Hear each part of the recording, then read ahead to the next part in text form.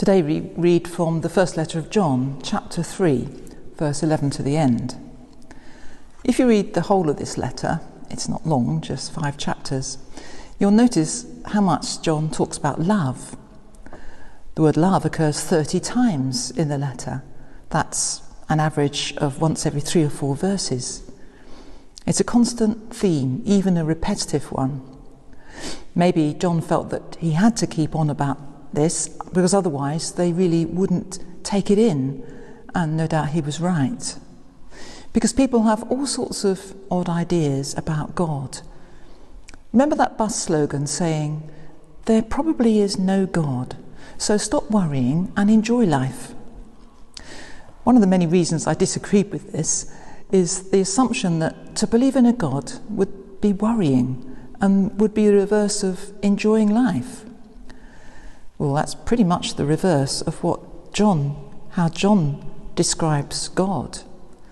It suggests an idea of God as a critic and a killjoy, and John would most certainly not describe God in that way. God is love, he is saying over and over again in many ways, and we reflect that God in our lives in so much as we live in love. And then this idea of love is not wishy-washy or sentimental. It's really practical. John says, let us love, not in word and speech, but in truth and action. And if we want to know what kind of love, what kind of action he has in mind, he gives us the supreme example.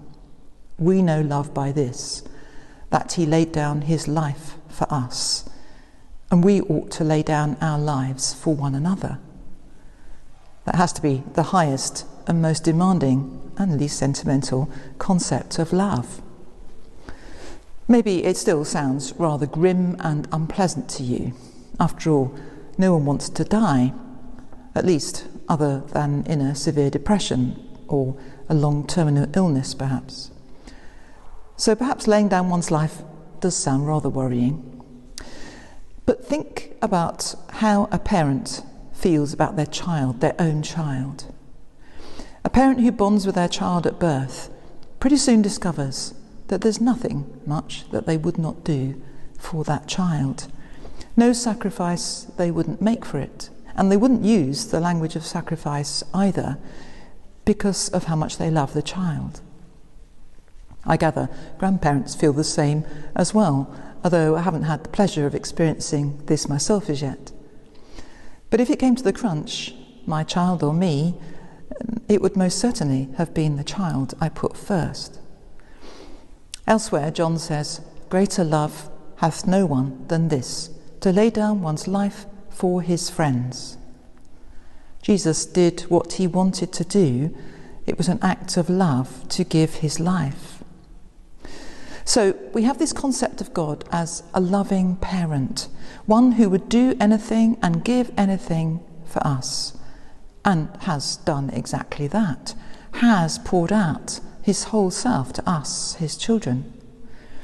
To respond to that with love and gratitude is simply our natural response, and to imitate that example in the way we relate to each other is part of that response.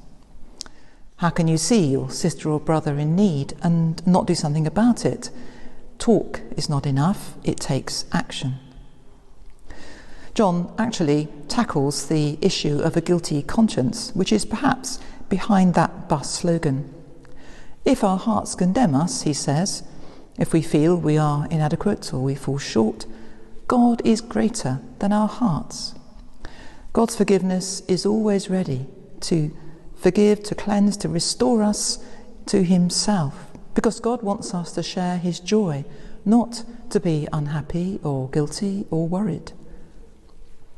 So let's try and shed that concept of God, the killjoy, the critic.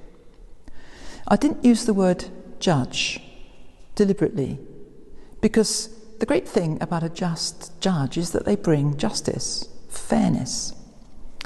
They put things right. That's something to rejoice in. It's a great blessing. It's what we want to see in the world. It is, as one philosopher put it, love shared out. Justice is love distributed, love shared out equally.